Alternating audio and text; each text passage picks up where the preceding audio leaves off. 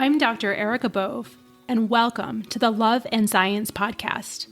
I'm your host, and also the founder of Love and Science, Thriving Through Infertility. I'm so excited you're here today. With over a decade of experience helping thousands of women just like you, I empower professional women to build their families with confidence and compassion. Let's dive in. Hello, my loves, and welcome back to the Love and Science podcast. I have an amazing guest today. Her name is Dr. Dympna Weil, and she is a board-certified OBGYN with an amazing journey and also a fertility journey. So let me introduce her because we always need to share our accolades because we've earned them. With over 20 years in medicine, she knows firsthand the toll that burnout, stress, and professional pressures can take on a person's well-being.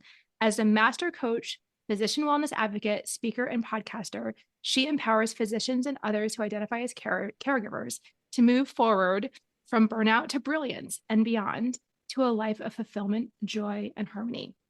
Her podcast is the Prescribing Possibility Platform. I checked it out myself. It is beautiful. It is very medical, which I think, as female physicians, we need that. That's how our brains are wired. And just like at Love and Science, she blends science-backed strategies, journal coaching, and creative exploration to help people rediscover their purpose, break free from survival mode, and build careers and lives that truly align with their values. So Dr. Dympna, is so wonderful to have you here. Thank you so much for sharing. Thank you so much for having me. It's a pleasure. Yeah. And I just learned this morning, well, actually last night was my suspicion confirmed this morning before we hopped on the recording, that Dr. Dympna actually lives within driving distance, within 35 minutes from my house. And so I have a new friend and we are going to be friends, IRL, as they say, Yep. And get coffee, go for walks, and do the things that actual people do. And so I'm so grateful that she's literally in my backyard. And now we have a new connection, which is just, we can all share in that excitement. Yeah. So Dr. Dympna, tell me a little bit about, your journey. You're an OBGYN, you sort of navigated all the things, career, did every single thing. And then what got you interested in coaching? Personal stuff, right? Yeah. Originally, funny enough, actually, if I go the first time I heard about coaching, I was in college and we had a family friend who was a coach way back when. And so I knew about it going through, but then the first time I actually experienced it was um, during a time where I was actually involved in a med mal case. And I needed to shift how I was thinking about things because it was just becoming too heavy. And so that's when I formally started doing coaching for myself, and then left it to the side and revisited then during the pandemic. Wow. I mean, those times are so stressful. And if you haven't yet been involved in something like this, it is insidious. It affects your mind, it affects your physiology. It's Hmm. hard to sleep. It's hard to see patients because you what's questions your ability as a doctor, even if we did nothing wrong. It's just it's so just all encompassing. And I think that coaching, I think that is beautiful that you were able to find that during that time and then come back to it, like so many of us who found it for personal reasons and then realized we could actually use our gifts as healers to help people in that way. That's amazing. Yeah, I Yeah. found it really helpful for me, but I also then realized it could be helpful for others. And so that's the other part of the beauty of coaching, is wanting to share it when you've experienced it. Yeah, 100%. So you had mentioned that you have a 15-year-old daughter, but it was not easy for you. And I think the more we can share our stories, you talk about shame, right? In a lot of your content, shame cannot exist. And basically when we come together, when we come together, it just it melts. And so if you would be willing to share your experience of your fertility journey, I think that would help a lot of people just understand they're not alone and maybe help dissipate their own shame if it exists around this process. Yeah, thanks for allowing me to share it. I feel like every time I do, it gets a little further away, right? It's kind of Yeah. therapeutic too. But yeah, I did all the things, right? I went to NYU undergrad and med school, did my residency, stayed on faculty, was assistant clerkship director. Um, teaching the med students, the residents, precepting, all the things. And my husband and I got married during med school. I was a little ambivalent about whether or not I wanted to have kids. And that shifted right when I was done with residency. I was like, maybe we should revisit this. And of course, the one who like lived and died by her pills her whole, young life, figured, it'd be no big deal. Just come off the pill. Didn't happen. Mm. And I found myself at 32, um, wanting to have a baby and not being able to get pregnant. And I think at that point, it really started with the shame, because, I was seeing patients who were pregnant and not wanting to be pregnant. I had patients who, were going through fertility treatment. So, like, there were so many emotions that were coming up, just as this journey began. And so I went through all of the workups and the Clomid and the IUI. We did it all, and Hmm. finally got to pursuing IVF, which I, can't thank you and your colleagues enough for the tender care that you provide, because it is such a roller coaster of emotions for you and your, partner, right? It's like a full dynamic. And yeah, I was really lucky actually, because I had two embryos take on the first round Mm. of IVF. And so, yeah, sure enough, I was pregnant with twins. And that changed at 11 weeks, which was another roller coaster.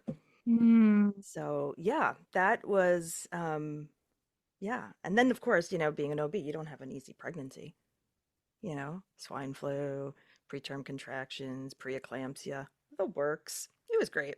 But I I had, don't know why that happens. I don't know why that happens, because we're but stressed seriously. out, Erica. Yeah, I know, I know, I know, I know. We actually had grand rounds this morning about just sleep and diet and all those things. I think these are the things that physicians just, it's not part of what we're taught to do. No. And, then it has so many ripple effects. And the systems also don't easily allow us to do these things either. They just don't. Oh, it's because, the art of medicine and working has been replaced by like the business of healthcare, right? I mean, Yeah. and Yeah. we don't care for each other Hmm. as a group, I think, the way even we care for our patients, Yeah, I you think know? you're 100% correct about that. So if you go back to that time, you did the Clomid, you did the IUI, you decided to do IVF, you're squeezing in, I'm sure, appointments in between busy clinic OR schedules, LMD calls, Hmm. taking care of people with all sorts of obstetrical situations.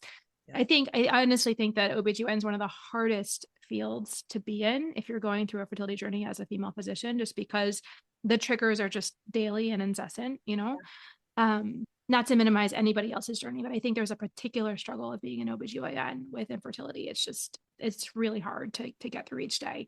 What do you remember from that time? Wow. I mean, I can remember, you know, running around labor and delivery, hopping from like room to room, and, just wondering like, when am I going to get to be on the other side, Mm. you know?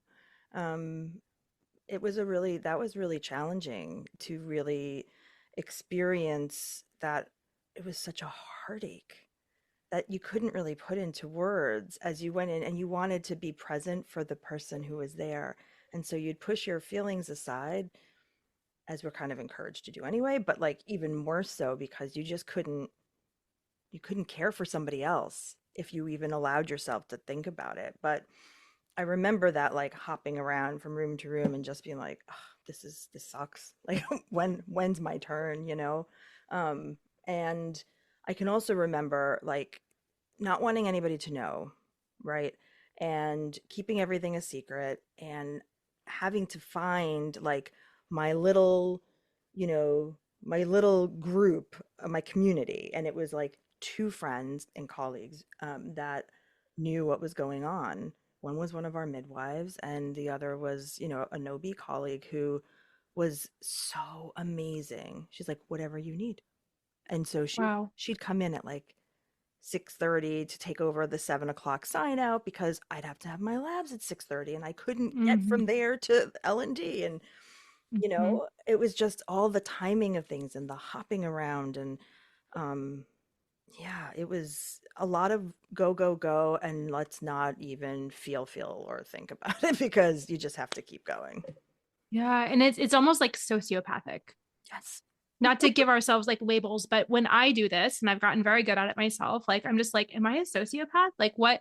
I am a human, and I love you said on your website, first and foremost, you're a human. We forget that we're humans. We forget that feelings are part of our like daily experience. We can't just continue to shove feelings aside. But if that's all we're ever taught, and it's almost like really hard to take care of a patient and feel a strong feeling at the same time. Like what does it even look like? What if we cry? What if we get mad? What if we lose control, so to speak? And so did you figure that out in any way until like while your journey was ongoing, or was it really just like that, this is how, because that's how I was I mean, I tell people I didn't cry for 6 years. Like that's not normal, but I felt like I had to live in this like limited range of experience to keep it all together.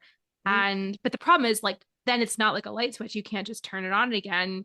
You No. have to like learn how to like walk again. You have to learn how to feel again, and that can be incredibly disconcerting. 100%. Yeah. That resonates so deeply. I think, you know, we learn to put those feelings aside because it's adaptive, right? We kind of have to, and that's part of our training too, right? Like we have to put them aside to move to the next patient, whether it's related to our own, personal situation, or it's whatever heaviness we were dealing with the patient before. We have to learn to compartmentalize or we can't do our work. Right. That said, I think the system then completely trains it out of you. Like it's part of the training to do that, but it goes to another level when you need to do that to keep up with the pace that they set, if that Correct. makes sense. And so, yeah, I feel like it's just so, we learn how to turn it off and we never get any instruction on the importance of turning it back on or how to do that. And Right. it was years later until Yeah. that started clicking for me, for sure. Yeah. Thank you so much for sharing that. I mean, I think it's so important to talk about this. And I think it also extends to like once we finally do become pregnant. And, I always say just brace yourself because once you're finally pregnant, it's not necessarily a happy time. It's like, a whole new set of fears and anxieties. And so, then it's like dealing with that and how do we deal with that? And, that's one thing I love to help my people with is like feeling the feelings. And I think that if we think about like a resilience zone, right? Like if we can learn how to sit with shame and process it, if we can learn to sit with sadness and grief, when those things come again, as they will, because we are actually, spoiler alert, we're all human beings here, like Right. when they come again, we can say, okay, this is just sadness. Like if I can be with the sadness, learn from it, let it pass, then I can move on. And again, like I can't, if I'm about to do a procedure, I can't just be like, let me be sad while I scrub, and then it will, like, that's not necessarily the time, but I just have to tell myself, it's okay, Erica, focus on the task at hand, but you will carve out time later for this. And I think it's, if we don't carve out the time, if we don't learn how to do this in safe spaces, I think it's really destructive over time. Yeah. 100%. I liken it to a beach ball. Like all of those emotions are in that beach ball, and we just press it underwater. And eventually, guess what? It's going to erupt way out of the pool or the ocean, right? Like you can't keep it contained forever. Right. And until we allow those emotions to have their time, their space, our energy and attention, even just for a little while, like they won't settle. They'll be like that unsettled beach ball that you're Mhm. trying to keep under under the Mhm. water. Um, yeah, I think it's a lesson that I learned much later in life than I would have liked to. I wish I had, like, if I could go back, that's one thing. Like I wish I had had that ability to know it was okay. You know, to be fair, I was a very emotional, I am emotional. Like I am an empath through and through. And, I can remember being an intern actually. It was like my first month on OB, and we had this attending who was still very old school and did episiotomies way more Oof. than should have been done, right? I had never seen one up until that point because the newer Right. practice was you don't do them all the time, right? Right. And so he happened to be on that night, and I go in with my chief, and I didn't cut an episiotomy, and then he was like, "Cut an epies," like, and I was flipped out, freaked out inside, had to kind of like keep it together, and I remember he was like, "You don't know how to cut an episiotomy?" I'm like, "No, like we just, I just You're stole like, I'm a baby intern, by the way. Like, why don't right." you teach me if you think this is part of my curriculum? But still, yes. But Oh my like gosh. all the things, like you just wish you knew, like, okay, Yeah. I have to process that because that's going to come back to me at some point. You know what I mean? Right. Like, Yeah.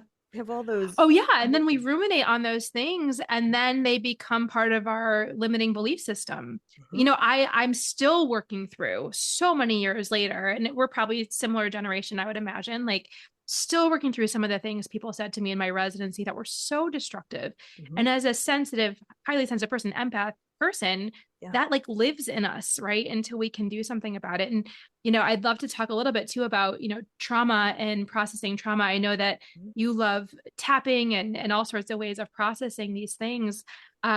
Tell me a little bit about that part of your journey in terms of what you've discovered and how that continues to help with all these things. Yeah. I mean, totally like, I know trauma is like the hot topic and kind of overdone, and people are kind of sick of hearing about it now a little bit. True. Kind of like resilience, and wellness, Mm-hmm. all those Yeah. kind of words that activate. But um, our experience in training is traumatic. Mm-hmm. And Totally. period, end of sentence. If you didn't have any traumatic experiences during your training, gosh, you're so lucky. We all did in some way, right? And a lot of them we work through in whatever ways, but there's a lot that we carry. And I found when it started really for me, like I needed something to help regulate myself during that the med mal practice and the case, and I really wished like God, I it was such a I don't even know how to explain it. Kind of like out of body. Like you totally had to be, stone faced and all of these things. And I needed to figure out a way to decompress or to not go mad or like, and so I found tapping. Um, and it literally shifted everything for me. And I think it opened me up to a lot more self care and well-being concepts maybe than I would have been before. I was always into acupuncture since medical school, but beyond that, I was a little like apprehensive, and I started to tap, and I was like, Mm. "How is this so helpful?" Like the first time I heard about it was from um, a woman who does a lot of talking and writing on spirituality. Her name's Gabby Bernstein, and I had just Mm-hmm. seen like one of her videos and I was like, there's no way that works. And I did it and I was like, oh my gosh, like I feel Yeah. better. So yeah, tapping for me, um, and then I saw the evidence that it was helpful with, vets who experience PTSD and trauma Right. from war. Right. I was like, well, if it works for them, I hope it will help me. And it really did. Um, Mm. so I have used that as my kind of baseline ever since. Yeah, very That's therapeutic. amazing. Yeah. That's amazing. I think we get so disembodied in this whole experience, right? Mhm. Like, so in the beginning, when you were talking about what you had to do with your own feelings to put them aside, and then, but there's no time to like feel them. We don't know how, all those things. And then, the fertility journey, I think, is incredibly traumatic. So you add, the sort of the all the things that happen in training. Hmm. Then being a new attending, I think, is incredibly traumatic because, oh, guess what? It's the same stuff, but the buck stops with you. Yes. And right, like it's ooh. And even being it just being in this culture these days is, I think it can be very stressful and hard. And there's this disembodiment that happens. Yeah. Plus fertility treatments and that whole thing about being a doctor who's also a patient, and then the doctor brain doesn't want to turn off, and the hypervigilance and all those things, like Right. it just can lead to this very, very uncomfortable existence. 100%. Yeah. And I found like it was, you know, I almost carried the shame into the pregnancy. Like then Mm, I felt almost like guilty I got pregnant and I know other people were still trying and I knew all of the things. Like I always said to patients, it's my job to worry about all the things that could potentially go wrong and to help navigate through those things. right. You're here to enjoy the pregnancy as best you can. Never did I enjoy 1 minute of my Mm, pregnancy. I will tell you, I was a nervous wreck, though I didn't show it. I just kind of went about my business because I compartmentalized really well.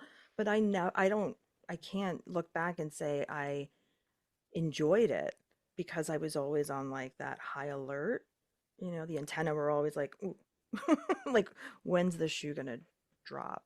So mhm. that's one thing I think, you know, coaching or tapping or whatever it is that helps us kind of allow just to be in that moment. It's Yeah, wonderful. Like I wish I could have had some really, I hear people talking about all these wonderful things they experience. I was just happy I had a healthy, I mean, complicated, but healthy baby at the end of yeah, the day. yeah, Um, but yeah, I never really stopped to enjoy any part of that. So that's that's what it does to us, right? yeah, yeah. And it is hard. I think it's like I always say I can't unsee the things that I've seen, Hmm. right? That is the truth. That is a fact. Yep. And at the same time, like, are there little glimmers? Are there little moments? Are there little ways that I can put the fear aside and just be, like you said? And it's hard. It's really hard. I do think if we're not taught how to do it, we need guides because it's just, there's no roadmap that we're No. given. And it's Yeah. not natural. Like our brains like just go toward Yeah. the negative. It's protective. It Yeah. makes sense, but like not in every situation. What do you think if someone had said to you during that time, my love, Hmm. this makes so much sense that you're feeling this way? Like, even that validation, what do you think that would have meant to you? The world. I Yeah. mean, after I started talking about my experience, like I was shocked at how many people, nurses, co-residents, attendings, people just in my network circles, right, that were like, I had no idea that you went through all of that. Like, Mm-hmm. no idea. I'm like, I know, I hit it. And then, it's, I think having somebody have acknowledged that experience as I went through it would have meant so much. I mean, maybe a few like colleagues that I saw for the pregnancy would say like, yeah, it's rough. And it is, sure, but like just to say like it's all normal and just to like Yeah. normalize the feelings and the experience would have made a huge difference, I think, in how I would have experienced that time in my life. It's tricky. It's so tricky because I think we all want to be seen, like, deeply. Like, I think if we think about what do we want the most of us want to be seen. And there is that fear of like, well, if people see in, what are they going to see? Are they going to judge? Or are they going to think I'm weak? Are they, maybe we haven't really come to peace with our own experience too. And so I don't know. What would you say to somebody who's maybe, say, let's say second trimester, right? So out of the first trimester, that second trimester is this quiet time when people aren't feeling fetal movements yet necessarily, and they're still carrying this whole long journey of infertility. Maybe they're a physician. They Mhm. wish they could be excited. They're not, maybe nobody even knows in their life. Maybe they're waiting to tell family members. I mean, we talked about this at our support group last night, when to tell people, Mhm. how to tell people, like what's the narrative, like Yeah. based on your experience, what how would you see that unfolding in an ideal situation? Obviously individual differences, but what would Sure. you have liked to be able to recreate? What a great question. I think it would have been feeling that, I wasn't alone, Mm, that what I was experiencing was, in fact, valid. Because sometimes, I was scared, sometimes I was just ambivalent. I think because I didn't want to walk around scared, but I was afraid to be happy. And I mm, think because I wasn't done. Like there was more. And I think if I could have had maybe more support mm. around it, where I felt safe enough to share and to hear other people's stories, that would have made an enormous difference. Like I had a few Yeah. people that I knew were going through it, but we didn't really like talk about it. We just kind of knew. It was like the nod, you know? But I think if there was like if I had had like a sense of safety around it where I felt safe to share, that would have been amazing. And it was tricky. Like they had support groups at my Mm. RAI's office, but like they were my patients half the time. Yeah, So and like well, of course, yeah, that's what makes it one of the reasons it makes it so hard. Yeah. totally. Yeah. So Yeah, but I safe think pace is connecting. safe. Yeah, connecting, right? And so it is challenging, but I think that if we think of like coaching as like this sort of training ground almost, and like, I see feelings as like a discipline and a practice. And so I think part of the fear is that like the rug is going to get pulled out. Okay, well, I made it to 16, 18 weeks. What if this doesn't last and I'm pre-viable? Or what if like again, we've seen so many things that we can't unsee. And so Yeah. in our minds, we're thinking all these things, and I say to myself, okay, like I've experienced terrible losses in my own life. I've experienced grief. I've experienced deep sadness. I've betrayal, all those things. Mhm. And when we can not be afraid of our feelings, I think that gives us tremendous power because we can say, okay, well, maybe it is safe to feel happiness in this moment, right? I Mhm. mean, we know happiness doesn't last forever, but like to feel maybe joy is a better word, to feel joy in this moment, to feel gratitude for this pregnancy. And I understand that if tomorrow something changes, I will be able to handle that. I am resourceful. I have my community. I'm not, that's another thing. When we're alone, Yeah. like what's our safety net? Like who are we going to lean on? And Right. so I think in many ways, the coaching is helpful because if we can learn to experience that full spectrum of the human experience, it makes us less afraid to face hard things Mhm. because we know we've faced hard things before and felt them. 100%. I mean, Yeah. I think it gave me like going through pregnancy and delivery and all of those things gave me an enormous perspective shift. I thought that the hardest thing I ever did was go through medical school and residency. Truly. I mean, and that's hard, right? Yeah, it's hard. Yeah. Yeah. But I think going through infertility and the pregnancy after that was harder in a lot of Mhm. ways, and Mhm. becoming a parent was the hardest and most gratifying, but like hardest thing I did in my life. Like I bow to everyone who's ever gone through it. Truly. Yeah. I mean that. No. Like not I'm not being dismissive. I'm being so serious. Like it's hard. And I think it's really hard when we've had this predefined like path for ourselves. I used to liken it to hoops. Like, okay, what's the next hoop? MCAT's got it. Next hoop, next hoop. And then when the hoops start coming, you know, there's always another hoop somewhere. Like, and this was the next iteration of that. But it was kind of like how you go through that process. Like you put your head down and you just go, right? This was like I'm going to put my head down and go, but I don't know where the hell it's going. And Right. it's surrendering control. That was really, I think, key to getting through the process. I mean, I definitely would have benefited from more emotional, like integration and regulation and sharing, but um, I think that, you know, when I finally just surrendered control and trust to my colleague who was caring for me, Mhm. um, that made a huge difference. Maybe I didn't have all the joy, but I had trust. Mhm. and trust that like I would get through it. However it would go, I would get through it. But I think Mm. letting go of control was really hard. It's hard. Can you say more about that? Thank you so much for sharing. And I really think that that is one of the keys Hmm. for a shift in fertility journeys. It's one of the things I love helping people with. It is especially hard for those of us Yeah. who have gotten to where we are based on this sort of type A, hypervigilance, all the things. Yeah. Was it a choice? Was it like what do you remember? Was it a moment? Was it a season? Like what helped you do that? I think it was a confluence of a few things.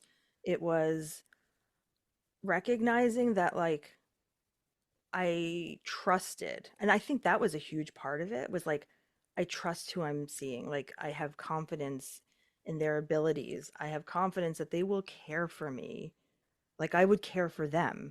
Like I Right. just had that feeling and that made a difference and allowed me to just kind of like relinquish a little bit and Mm. like maybe not turn my doctor brain off, but like dial it down a little bit, you know? Um, I think it was, I just had to surrender at a certain point. Like I couldn't take care of myself as a patient and a human and a partner and somebody else's doctor. Like I couldn't care for myself in all of those ways. And I had to let something go. And that one was I could let go. I felt at the time because I trusted my doctor so much. Right. I knew he Makes would total take care of sense. me. Yeah. It's amazing. So I think part of it is choosing wisely. Hmm. I have a whole podcast episode on balancing trust and advocacy because Yeah. sometimes it's actually not a good fit. And the answer is not to relax into that relationship. Correct. Yeah. But we know if you know, you know, right? There's like that little thing, like if you know, you know, if you know you're being listened to, being seen, being Hmm. heard, that your person is competent, well trained. Yep. We all know as doctors who's the good doctors are, right? And hopefully it's most of us. Yeah, exactly. I would But like to I think so. think, Yeah. but you chose wisely. Yeah. And then you said, well, clearly this way that I'm doing it is not working. Like me trying to do it this way. That's what I always say is, okay, well, you know, yeah, like What's the other alternative? what's the other alternative, right? What's the other alternative? It's if this isn't working, and then Yeah. we can try it. Okay, if this is working, if this next option is working, then great. But if not, guess what? I still get to choose. Yes. And I think agency in that regard is really important.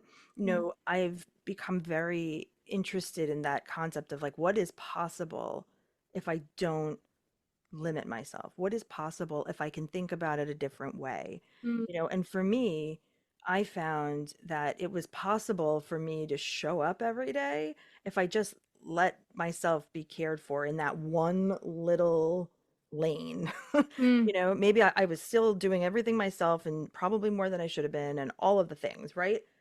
But I was able to let go of like doctoring myself and surrendered control in that way. And I think that that was everything, honestly. I think it allowed me to just literally show up, Mm. and manage. And I think, you know, taking it even past like the journey, like surrendering just in and of itself is such a therapeutic experience, because when we try to control anything, whether it's getting pregnant or how our labor and delivery is going to go, and right, like we know the hoops typically and we want them to go a certain way because that's how it should go. And when Mm. it doesn't, what are the alternatives? Dig in or let go. And I have found time and time again that letting go serves me better. It does. It's vulnerable, and so I think that's why we need to make sure we're in safe spaces. 100%. But you're right, it is, and I think for many of us, we're on this straight and narrow path. Like for many of us, it's the first time that we've had to really surrender.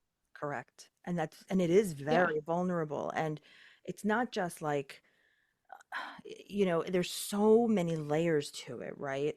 There's the I'm broken Mhm. storyline, right? Or there's the it's not meant to be, I'm not worthy storyline. Like we all kind of have similar themes, right, that Right. run through our heads, but the individual storylines may differ. But those themes, man, they sit Hmm. with you, and I think that can be um it can really hold us back in so many ways. Yeah. Yeah. I also hear, like it's okay. Well, if I work with people and right, like we're sort of trying on this notion of praying the Serenity Prayer or giving up control in some ways, Yeah. and it's like, well, I'm giving up. If I surrender, I'm giving up, and I'm like, oh No, no, no, no, no, no. no, I actually think it's quite the opposite. This, It is interesting, right? Like that surrender is like, wave the flag, like I'm done. Can't do it, not doing it, done. And sure, that's one variation of surrender, but I actually think that when we surrender, we like physiologically allow ourselves to not be in that heightened, alert, cortisol driven fight flight. And that's where the magic happens, right? We know decrease that cortisol, things are going to work. Like we just have to trust the process. And yeah, I just got chills when I said that. Because same. I really think like that is one of the hardest things to do. It sounds so simple, but it's so not easy to do, and I think recognizing that it's like not an easy thing to do, but it will be so helpful if you can just try it on. um but yeah, surrender doesn't mean giving up. It means giving in to that fear that's driving the control, and when we can do that, magic happens.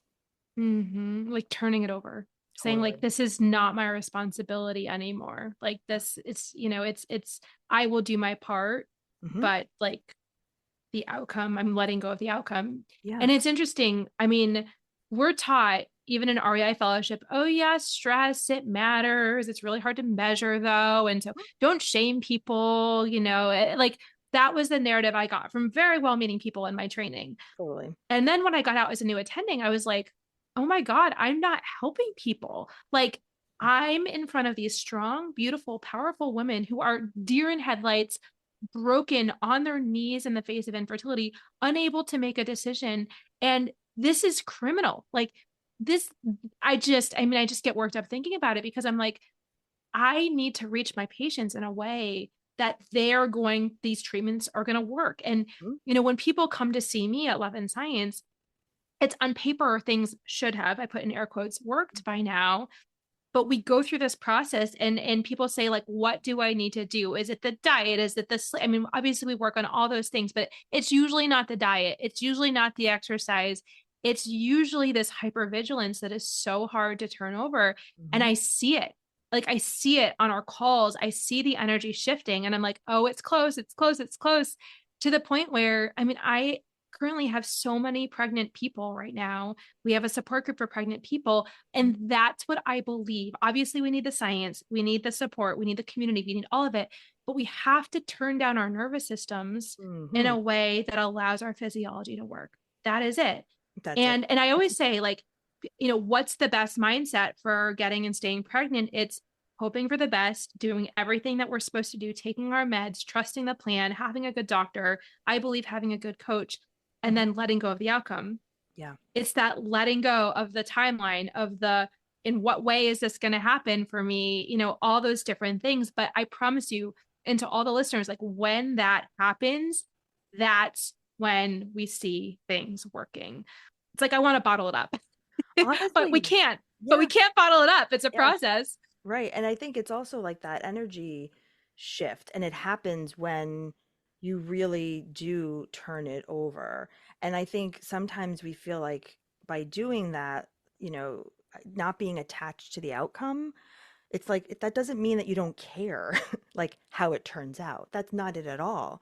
It's just like truly recognizing like what's within your control and what's not, and letting go of what's not, because all it's doing is piling on unnecessary suffering to an Right. already tenuous situation, right?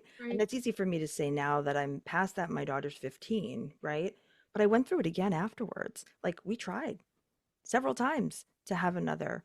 And yeah, frozen embryos and then, another like two fresh cycles didn't work. And at a Wow. certain point, I had to surrender in two ways: wave the flag, like I'm emotionally, physically done, Yeah. and I feel complete. Like I feel like I did everything, and it's not in my cards. Like I'm just gonna let go and enjoy the baby I have or the family I've created in what other ways, or my friends who have become my close family, or the nieces and whatever it is for any listener, right? It's like at a certain point we have to surrender, or the quality of our life is at stake, you know. Yeah. I more recently, like, of course, looking back on all of the things, like I talk a lot about like these three pillars, and I call it CPR, right? And it's just three words: connection, purpose, restoration. CPR. And Mm. if nothing else, like sometimes when you're in the thick of it, it's really hard to like get back into that zone of like compassionate thinking or compassionate experiencing for yourself. Connection, like how can I connect to myself or to somebody else right now to help me through this? Purpose, like what are my values? What's my intention? Like are they aligned? And then restoration. For some people, yeah, it's getting more sleep. And for a lot of us, it's actually just like doing something that brings us joy, Mhm. going into nature, going for a swim, calling a friend, meeting a new friend for coffee, like whatever that is. But I have found that like dialing it into like three things. What can I do? Right? And in most circumstances, we can do one of those things. And that's Mhm. enough to just take the edge off our nervous system. So I offer that to your listeners as my little, dose of inspiration because it's been When really it's helpful. actionable. I mean, Yeah. CPR, like connection, Hmm. purpose, restoration. Yep. Yeah. Simple but not easy. Simple but not easy. But it's Wow. easy to remember, and I think that that's part of it too. That's And not we're good enough. at check boxes. You gotta meet us where we are. That's right. That's right. Oh my goodness. Well, thank you for sharing that about your journey after having your daughter. And I wish things had been different for you. And I know how hard it is. And, I think that sharing your journey, secondary infertility, people do not talk about that enough. And it comes with a whole other set of like, oh, thought the shame was gone. Oh, hello again. Now I have a kid saying, "Can I have a brother or sister?" You're like, Right. "Oh, Right. Yeah. sorry, I'm broken." Like it Yeah. comes right Right. back. Right. It comes right back. And it's like the perplexingness, physician brain of like, well, it worked before, like, why is it working again? And like Mhm. all the ways that we work ourselves into those, holes. Yeah. Um, but I think what you said resonates a lot is like, how can I create a meaningful life with these circumstances in front of me? Like one of the hardest things to help people decide is like when to stop treatment, right? And it's so hard. And for each person, it's different, right? But I say, okay, we have all these reserves. We have emotional reserves. We have financial reserves. We Mhm. have the family that we've created. And at some point, this can take away from that as well. And so Mhm. looking at the full picture, what does this look like? And how can I create a meaningful life no Yeah. matter what happens? And I think that's a really important question. Yeah. And I think that just knowing that that's possible, like I don't have to have exactly what I envisioned, Mm, when I was 22 and what I thought my life was going to look like, right? Like right. it's okay to let that go, and that it's possible to find that joy and that meaningful life even when things don't go the way we expect or we plan. Totally. And sometimes it's even better. Like Totally. I think about, when I had like the brass ring job and a private practice but I was miserable and I had to be honest with myself to be like, why do I have no gas in the tank at the end of every single day? Why is my son saying, Mommy, where are you? Like, what is that? That is being out of alignment. And so, Mhm. and I think about when I was in that like truly crisis of like, what do I do next? And all of the things like, that's when it opened up the possibility for like, oh, maybe I could serve my people in this way. Maybe I could sit and watch the squirrels for an hour, which I've never done in my entire life. And oh, I have a whole backyard. I mean, we're in the same geographic area, like the rabbits. I mean, like again, like, but it's just the when I turned 40 and I was reflecting on my 40th, year, which was a year of massive change. Like Mhm. I thought, this is the first time I've ever slowed down. Yes. Yeah. And that's a gift in and of itself, right? Whether it's an illness or a divorce or a loss of a job or maybe a sick family member, these are not things that we would choose. Right. And at the same time, when we can let them transform us, when we can say, okay, like what's my response to this situation? Mhm. Yeah. And I think that, sometimes that stillness comes intentionally, right? As you mentioned, and sometimes it doesn't. Mhm. But in some way, looking for what am I going to get out of this? Right? Yeah, right. What's in, Like, yeah, what's the upside? Like, and not being like Pollyanna about it, because I mean, we've no, all seen too much to be Pollyannas. But yeah, like, to say like, I am going to find some meaning in this. Like, like you said, wouldn't wish it on anybody, yeah, but I am determined to use this as an opportunity for something else, whatever that may be. Maybe it's just to recognize like I deserve to be happy once in a while, mm, that it's okay to find joy, right? Like, even if it's just those little tiny permission slips that we give ourselves, it's everything. yeah, totally. Oh my goodness. My mind is just blown and I'm just so excited about this conversation and how it's going to help people. I really wanted to touch on something that we talked about in preparation for this podcast, which is the role of falling apart. Mm. Oh, yes. I have become very good at falling apart. No, yeah, I think, yeah, falling apart. Elephant. I didn't want to interrupt you. I didn't know if you had. No, no, no, Okay. no. It's great. Okay. It's great. Um, yeah, falling apart is, I think it is an underutilized resource that we Mm, can view as a failure, um, very easily, right? I'm falling apart. I'm not strong. Baloney.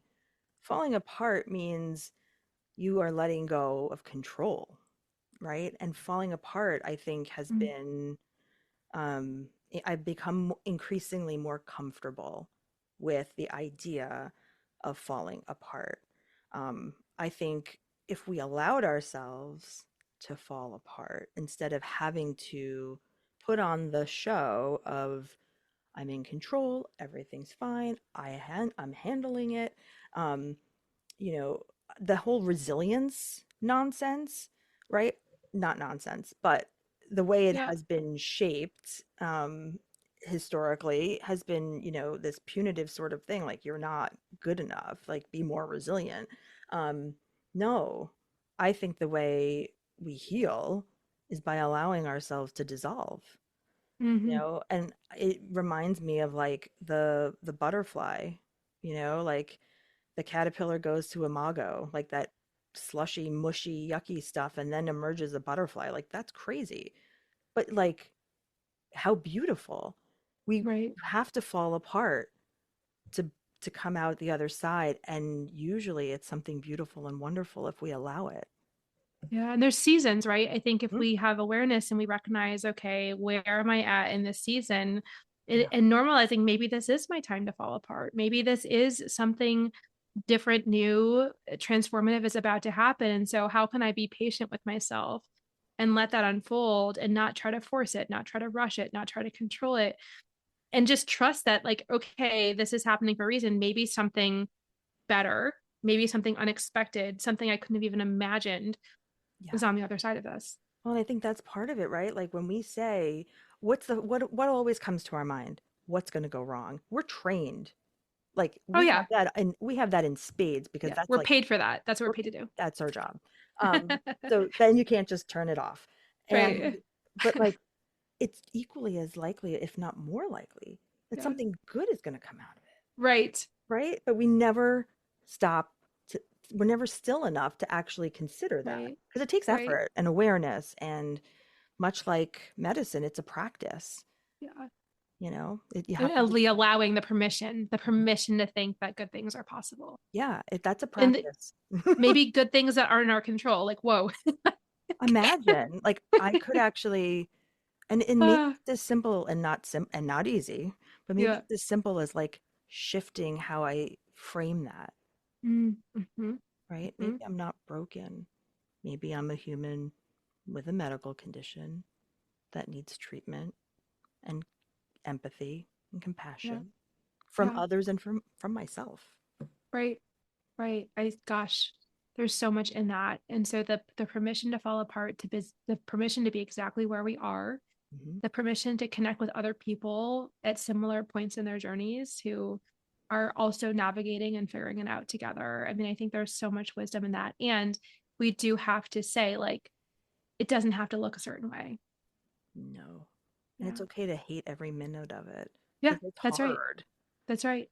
And we can still find something in it that allows us to have a little joy. Like we are so complicated. We make it so difficult for ourselves. Like we don't have to just have joy or, you know, or whatever other Is emotion it is there, there. like, Yeah. yeah, They can actually coexist. right. And that's why we're such beautiful individuals, right? Because we can do that. We just aren't taught it, and I don't think it's Mm-mm. modeled for us. And I think that's where, coaching has really helped me too, is to realize like it's okay if I'm happy even if something is not going great, and it's okay for me to be sad about something even if everything's going wonderfully, right? Mm-hmm. Yeah, it's Yes. not black and white. It's beautiful. Sometimes I just say, okay, I'm humaning over here. I'm just a Totally. human having a human experience. Isn't that the truth? Just Yeah, being a human being. being a human Yeah. being. I say it to my And I 15 go year ahead. old all the time. I'm like, Yeah, of course, your brain is just doing its job, just doing yeah. its thing, and that stuff resonates, She has I coaching has had like a benefit on her just by like diffusion. Yeah. Being in the Amazing. room, like learning to be self-compassionate and like identifying perfectionism and all of these things, Oh yeah, and and parenting is gonna bring all that shit up. It's just gonna bring it correct. all up. I'm a bad parent. No, you're not. Your first time doing this. How are you supposed to Yeah. know? Right? Yeah, I think it really does. It transcends this difficult time of going through treatments and workups and all of the things. Um, Learning how to be kind to ourselves. It's everything. Just gonna sit with that for a moment because that was so powerful. Ooh. Wow. I'm blown away, Dr. Dympna. This is just so good. And I'd love for people to hear a little bit about your coaching Sure. and what you do in that space. I mean, this is just so spot on for the experience of any single person who's going through this process. And the wisdom that you've shared, I know for people listening to this podcast is going to transform them as it's transforming me. So thank you so much for everything that you're sharing. Yeah. You're very kind. It's been my honor. I have found coaching to be just an extension of who I am now. And I realized when I went through my training that honestly, I kind of was a coach all along. I just didn't know Mm, it or call it hmm. that. I think Probably it, for other people. yeah, For other exactly. people. Not for Now we myself. get to turn it on Yeah, ourselves. that's right. Exactly. But yeah, Push, push, yeah, push harder. exactly. 100%. Oh my God. So funny. And Yeah. poo-ha, as we said in And New York City. I know, and yes, yes, yes, yes. Oh my goodness. Yeah, I don't Oh, really, and sadly, I do not speak Spanish, but I yeah, can actually coach labor pretty astutely I because I believe did you can. learn enough from my Yeah. attendings who were wonderful and kind to impart that knowledge to me. But um, anyhow, the way I approach coaching is really um, looking at the whole person and, attending to whatever it is that is on their heart and holding them back from considering what else is possible in their life. Mm. And so a lot of my clients are physicians. Many have gone through infertility. They've been in med mal. So a lot of it is like identifying things that like I've been through it, I get it, and you can get through it too. And this is Mm-hmm. what I've learned and I hope it serves you. And I kind of approach it like I I want people to be able to get back in contact with themselves, reconnect like their beautiful brains and their generous hearts and put them back together and trust their intuition and, you know, glean all the glimmers, as you were saying, from the wisdom of their bodies. And I trained with Martha Beck, so it's a very like mind body sort of approach, and that really resonated with me. And so I do stay pretty true to that. And then a little, I do tapping and a few other things like journal coaching and writing, um, which serve some patients and not others. And it's just like, going into I don't know, I'm a metaphor person clearly, but it's like going into the dressing room and you try on a bunch of things Yeah, and whatever fits, you take, and whatever doesn't, you leave. And that's that's right. kind of how I approach it. But yeah, high achievers, caregivers, lots of nurses, and then like leaders in organizations who are trying to lead more heart-centered organizations or groups. So yeah, That makes total sense. And I was also thinking, like, I saw on your website the caregiver, like the mhm. fertility journey is like one of caretaking. It Yes, really is. It's like caretaking the future family, caretaking the person who's undergoing that experience. And I think if we could think of ourselves as caretakers during that experience, yes. caretakers for this process, for the little souls who are meant to be ours, right? And I think Yeah. the first part of that, though, which is the part that's overlooked, is the first patient that you have to care for is yourself, right? You have to learn to we're all going to be caregivers and we're all going to be patients at some point in our lives, right? Right Of now, course. a lot of your listeners may be in that patient role, um, and caregivers professionally, right? But it's learning to allow yourself to be cared for and to be Mm. that first person to care for yourself, if that makes sense. Makes total sense. Yeah. Makes total sense. And that's what we're not taught. And Hmm. that's what is that's what we deserve. Oh my gosh. Our patients Yeah. deserve it. Why don't we? Yeah. Yeah. That's right. And I was thinking, like, I actually think for people who practice clinical medicine, Hmm. like, when you see the doctor, like, don't you want a human doctor? Like, Hmm. like I when I go to my doctors plural, like, when they are human, like, it's just so much better. It's like relatable. It's, there's something to be said. And so I think the more humaning we can do on the regular, and like that, like we talked about in the beginning, that separation of like, okay, I'm going to compartmentalize my feelings, I'm going to even compartmentalize my humanity, I'm going to brush that off to the side. When we can start to reintegrate that, as uncomfortable as it is in this complicated medical system, and that means boundaries and that means like all these different things, but when we can do that, I actually think that the doctor who we are, or Hmm. the coach, or a combination of the two, that people get that better version of ourselves too. And so Yeah. it's just like the ripple effect is so profound. When we start to do this work, it touches every aspect of our lives. And I Relationships think of the too. impact, and Yeah, it's amazing. it is. And I think to your point, like you touch these relationships in your life. It's really a process of, caring for yourself enough to know you deserve it. And I think Exactly. that's really the part that, can be a little tricky for us, but it's worth investing the time and effort.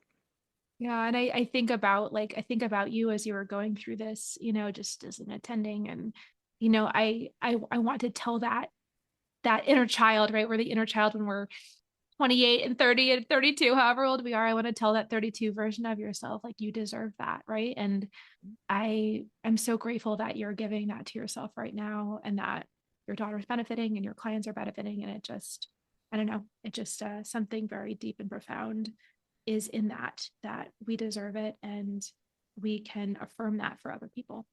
Yeah, absolutely. Thank you for that. Yeah. So where can people find you?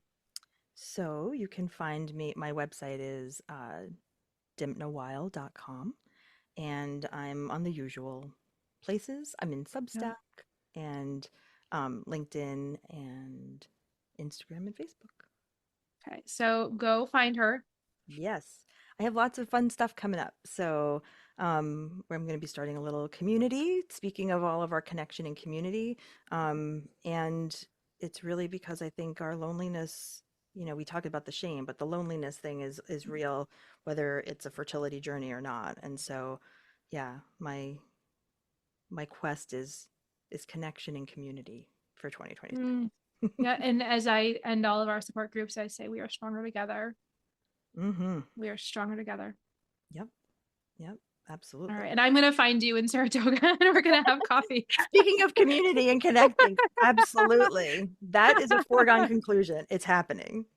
Oh my goodness. Well, thank you so very much, Dr. Dympna, for sharing your story with us. I mean, I am touched, I'm honored, and I just, like I said, it's going to help so many people. And so thank you for being here. Thank you for who you are.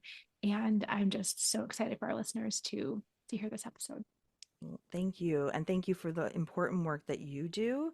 I would have benefited so much from all that you offer with your expertise and your coaching. So patients are very lucky to have you. Thank you. What you're doing is wonderful. Thank you. And it's working. I mean, it's like all these REIs are like, it's not, da, da, da, da.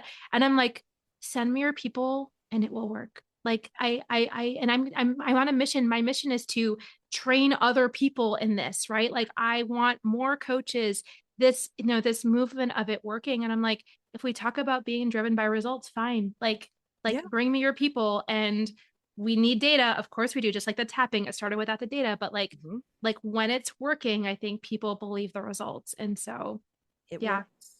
It's it works. physiology, people. Yeah, that's right. Physiology. Oh my goodness. Well, to my listeners, as I end every podcast, you know how much I love you. And until next time, bye.